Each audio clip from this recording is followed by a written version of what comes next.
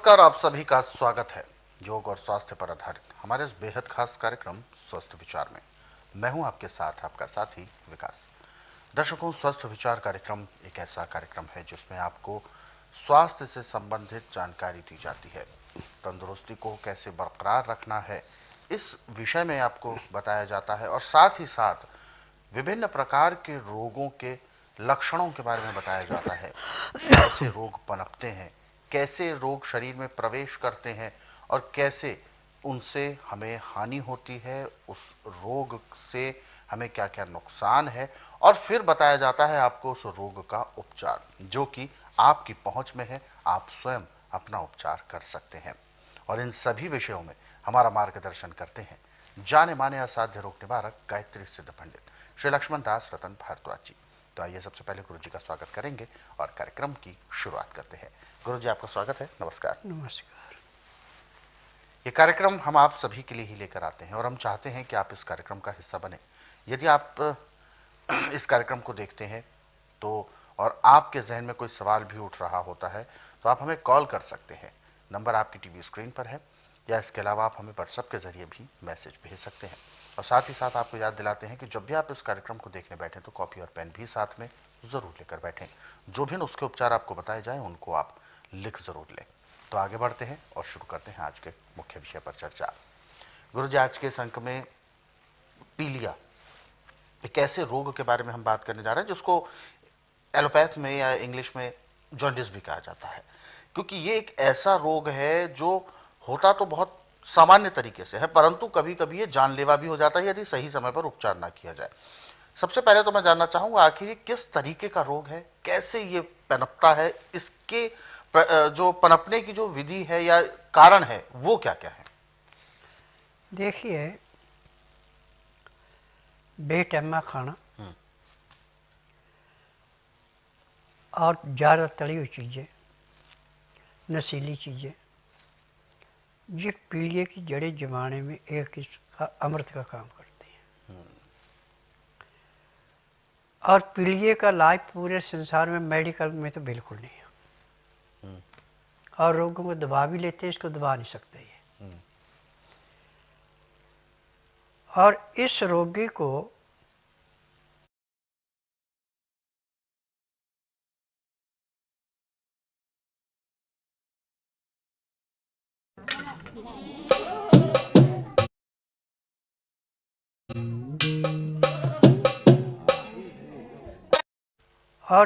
रोगी को आयुर्वेद में, यूनानी में, होम्योपैथी में बहुत लंबा खींचते हैं, परंतु ठीक फिर भी नहीं आदमी होता। और स्वस्थ विचार में पीलिया चाहे आपका कितना भी बड़े से बड़ा है, हफ्ते में पीलिया समाप्त हो जाता है। अच्छा, नॉर्मल आ जाता है। अब वैसे पीलिया के लक्षण क्या क्या होते हैं, मतलब क्या क्या दिखता है? देखिए, पीलिया होने से भूख तो बिल्कुल खत्म हो जाती है। अच्छा। पेट साफ नहीं होता और शरीर का रंग पीला पड़ जाता है, आंखें भी पीली पड़ जाती हैं। और जब पीलिया आपका 10% से ऊपर चला जाता है तो बिल्कुल दूध जैसे सफेद कपड़े पहना दो उसको, और आधे घंटे के बाद जैसे मेरे हैं पीले, ऐसे कपड़े हो जाते हैं। अच्छा, कपड़े भी पीले हो जाते हैं? पीले हो जाते हैं। इसके अंदर से जो इसका पॉइजन निकलता है बालों के द्वारा, जैसे पसीना निकलता है ऐसे निकलता है ये। अच्छा। तो कपड़े को भी रंग देता है।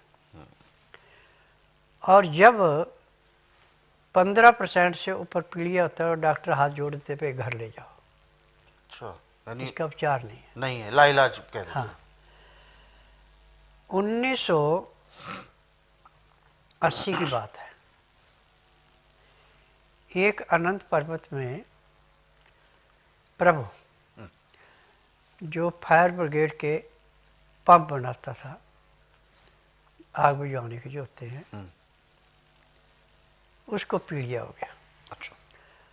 उसके साले का मैंने इलाज कर रखा था, उसके बच्चे नहीं होते थे। तो उसने मेरे से बात की, ऐसे ऐसे बात है, वो लेके आया। तो मैंने कहा भाई हफ्ता तो यहाँ मेरे पास ही रहना पड़ेगा, भेजेंगे नहीं इसको। तो मैं तो झाड़े से पीलिया को काटता हूँ, दवाइयों से भी काटता हूँ। उसका 18% था पीलिया। अच्छा। और अब भी कपड़े पहना दो उसको सफेद, 1 घंटे के अंदर वो पीले हो जाते थे। तो जब मेरे पास आया तो मैंने उसको दवाई दी। दवाई देने के बाद उसको पेशाब भी खुला, टट्टी भी खुल गई। और उसके बाद दूसरे दिन उसको थोड़ी राहत मिली। उस दिन तो टट्टी पेशाब आने के बाद जैसे निंद्रा की जो घन होती है ऐसे निंद्रा में रहा। फिर झाड़ा भी लगाना शुरू किया। पीलिया तो 5 दिन में उसका नॉर्मल आ गया। अब पीलिया की सबसे बड़ी दवाई घर में क्या है?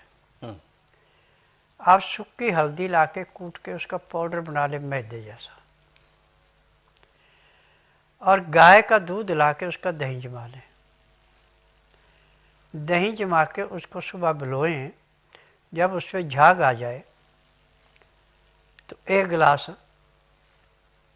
वो कच्ची लस्सी बोलते हैं, उसको ले लें। और 3 ग्राम हल्दी पीसी हुई मुंह में थोड़ी थोड़ी डालते जाए, उसको पीते जाए। उसके पीने के आधे पौने घंटे बाद उसको खुल के पेशाब आना शुरू हो जाता है। जब तक के पीलिया का असर है तब तक तो पेशाब सरसों के तेल जैसा गाढ़ा आएगा। जैसे जैसे पीलिया अंदर से जाके खत्म होता जाएगा, लीवर काम करना शुरू करेगा, खून बढ़ना शुरू होगा, तो 3 दिन में पेशाब पानी की भांति बिल्कुल सफेद हो जाता है। और आंखों पे जो पीलापन था वो भी घटना शुरू हो जाता है। अब जो कपड़े पहना के कपड़े का रंग बदलता था वो रंग नहीं बदलेगा। अब जैसा आपने कपड़ा पहनाया वैसा ही रहेगा। परंतु खान पान पे ध्यान देना कि इसमें हमने 15 दिन तक उसको अन्न किसी किस्म का नहीं देना। गाय के दूध की लस्सी जितनी मर्जी पिए वो, परंतु खट्टी नहीं होनी चाहिए। और यदि वो थोड़ी खटास हो जाती है तो उसमें बिना मसाले का गुड़ या सेला मिश्री या शहद मिला के वो पीने को दे।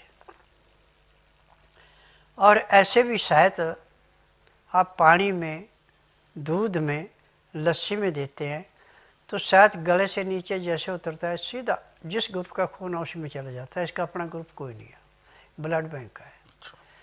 जिन बच्चों को हफ्ते 15 दिन में, महीने में ब्लड चढ़ाना पड़ता है, यदि उनको 3 ग्राम हल्दी, 4 चम्मच शहद, सुबह इतना, दोपहर को इतना, शाम को दिया जाए, और ऊपर से चाहे आप लस्सी पीने को दें,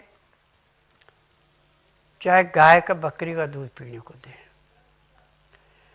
तो जिस दिन से शुरू करेंगे उसके बाद उसको ब्लड चढ़ाने की जरूरत नहीं पड़ेगी। और आपकी लीवर तो काम करेगा, पैंक्री काम करेगी, और जो खून जाके गुर्दा साफ करके तिल्ली को देगा, तिल्ली स्वीकार करना शुरू कर देगी। थैलीसीमिया खत्म हो गया। अच्छा, तो ये कहीं ना कहीं एक दूसरे से जुड़े रोग हैं। हाँ बिल्कुल। गुरुजी, आपने भी एक चर्चा में ही एक बात और बताई थी कि 2 तरीके होते हैं पीलिया को खत्म करने का, एक तो खान पान और एक औषधि, और एक है झाड़ा। ये झाड़ा क्या चीज है, किस तरीके का उपचार है? सरसों के तेल के अंदर झाड़ा लगाया जाता है। कांसे के बर्तन के अंदर सरसों का तेल डाल दिया जी। ध्रुव घास जो पार्कों में होती है, इसके 5 या 7 टहने ले लिए ताजे, और शाम को जब सूर्य की थोड़ी लालगी आ जाती है सूर्य को, तब उस रोगी के सिर के ऊपर वो कटोरा रख के और मंत्र बोलते जाते हैं और उसको ध्रुव को हिलाते जाते हैं तेल में। तो कांसे के बर्तन के द्वारा वो तेल के अंदर पीलिया आ जाता है। अच्छा। और जो इसका रंग जो तेल का था बदल जाता है, ये दही जैसा बन जाता है। अच्छा, कलर चेंज हो जाता है। हाँ, अब इसको झाड़ा लगा के तेल को जमीन खोद के उसके अंदर दबाया जाता, घास के अंदर दबाया जाता, इस खुले में रखा जाता। 3 दिन के झाड़े से पीलिया समाप्त हो जाता है। अच्छा, और ऐसे में उसके बाद या उस दौरान भी जो मरीज है उसका खान पान क्या होना चाहिए? उसको 3 दिन तक तो लस्सी के अंदर शहद या बिना मसाले का गुड़ दिया जाता है, और 3 दिन के बाद जिसको पीलिया कम है उसको रोटी भी देना शुरू कर दे। जिसका पीलिया ज़्यादा है उसको कम से कम 15 दिन तक यही चलता है। जब उसको भूख लगे, महसूस करे, प्यास लगे, तो उसमें लस्सी के अंदर शहद दो, हल्दी डालो और पिला दो। शहद नहीं है तो बिना मसाले का गुड़ लो, हल्दी मिलाओ, शहद में मिला के पिला दो, पीलिया खत्म। बिल्कुल। चलिए, ये तो हो गए उपचार भी और किस किस तरीके से हम इनको ठीक कर सकते हैं, लेकिन यहाँ पर एक विरोधाभासी भी कुछ बातें हैं जिसको मैं आपसे स्पष्ट करना चाहूंगा। अक्सर जब पीलिया का जो रोगी होता है उसको डॉक्टर्स या जो जानकार होते हैं वो अक्सर ये कहते हैं कि पीली चीजों से दूर रहे, लेकिन स्वस्थ विचार या आपने जो उपाय बताए हैं इसमें तो पीली यानी हल्दी बिल्कुल शामिल है। देखिए जी। ये उनका मन का वहम है। अच्छा। खून के हर इन्फेक्शन को खत्म करने के लिए हल्दी से बढ़ के संसार में कोई वस्तु नहीं है। आपने उदाहरण के तौर पे लो, जी। आपको चोट लग गई, आपका खून बह रहा है, आपने सारे उपाय किए, खून नहीं बंद हो रहा है। अब हल्दी पीसी उसके ऊपर लगा दो और थोड़ी देर के लिए ऐसे दबा दो। अब उसके लगने के बाद जो हल्दी जहां तक चली गई वहां से खून बहेगा ही नहीं। अच्छा, बिल्कुल रुक जाएगा। बिल्कुल बंद हो गया। अब उस जख्म में जब जख्म जुड़ता है तो उसमें पपड़ी जमती है। हाँ जी। पपड़ी नहीं जमेगी इसमें, वो ऐसे जुड़ जाएगा। पपड़ी तभी जमेगी जब थोड़ा बहुत खून आएगा। जब खून आने नहीं, वो ऐसे भरना जैसे गड्ढा खोद रखा कहीं और तेज बारिश आई और दाएं बाएं की मिट्टी कट के उस गड्ढे में भर गई और गड्ढे में पानी रुकेगा, बराबर हो गया। यही इसका है। खून को साफ करने के लिए हल्दी एक किस्म का अमृत है। बिल्कुल। तो दर्शकों, बहुत सारी ऐसी चीजें हैं जिसे हमें समझना भी है, और जिन ऐसी चीजें जो हमारे जीवन में शामिल हैं, हमारी दिनचर्या में है, लेकिन हम उनका सही उपयोग करना नहीं जान पाते, और उसी का खामियाजा है केवल स्वाद के लिए तो हम उन चीज़ों का प्रयोग कर लेते हैं, जैसे कि बहुत सारे मसाले होते हैं जो जिन्हें आयुर्वेद में औषधियाँ कहा जाता है, और उनका हम आयुर्वेदिक तरीके से उपचार कर सकते हैं उन्हीं सभी चीज़ों से जो कि हमारे रसोई घर में आराम से उपलब्ध भी होती हैं। तो ये जो जानकारी है इसको आपको सहेज कर रखना बेहद ज़रूरी है। इसीलिए कहते थे कि दादी नानी के जो नुस्खे होते थे उनमें ये सभी चीज़ें शामिल होती थी जो आपके रसोई घर में उपलब्ध होती हैं। आज के इस दौर में कहीं ना कहीं हम शॉर्टकट के ज़रिए बहुत सारी चीज़ों को पीछे छोड़ाए हैं, बहुत सारी चीज़ों से हमने दूरी बना ली है, ख़ास तौर पर अपनी प्रकृति से हमने दूरी बना ली है, और इस प्रकृति ने हमें बहुत कुछ दिया है, बहुत गुणवान वस्तुएं दी हैं और गुणों से भरपूर है। तो इसका सही सदुपयोग करना हमें आना चाहिए। यही सदुपयोग आपको कैसे करना है वो सारी चीज़ें आपको इस कार्यक्रम के माध्यम से समय समय पर बताई जाती हैं। इसीलिए हम अक्सर आपको याद दिलाते हैं, कॉपी पेन ज़रूर साथ में लेकर बैठें जब भी आप इस कार्यक्रम को देखने बैठते हैं। और दर्शकों, यदि आप इस कार्यक्रम से जुड़ना चाहते हैं, कोई भी ऐसा सवाल है जो आपके जहन में उठ रहा है आपके शारीरिक कष्टों को लेकर, तो आप हमें कॉल करें या आप हमें व्हाट्सएप के जरिए अपना मैसेज भेज सकते हैं। व्हाट्सएप मैसेज में लिखें आप अपना नाम, उम्र, कहाँ से बात कर रहे हैं, पूरा सवाल। तो चलिए आगे बढ़ते हैं और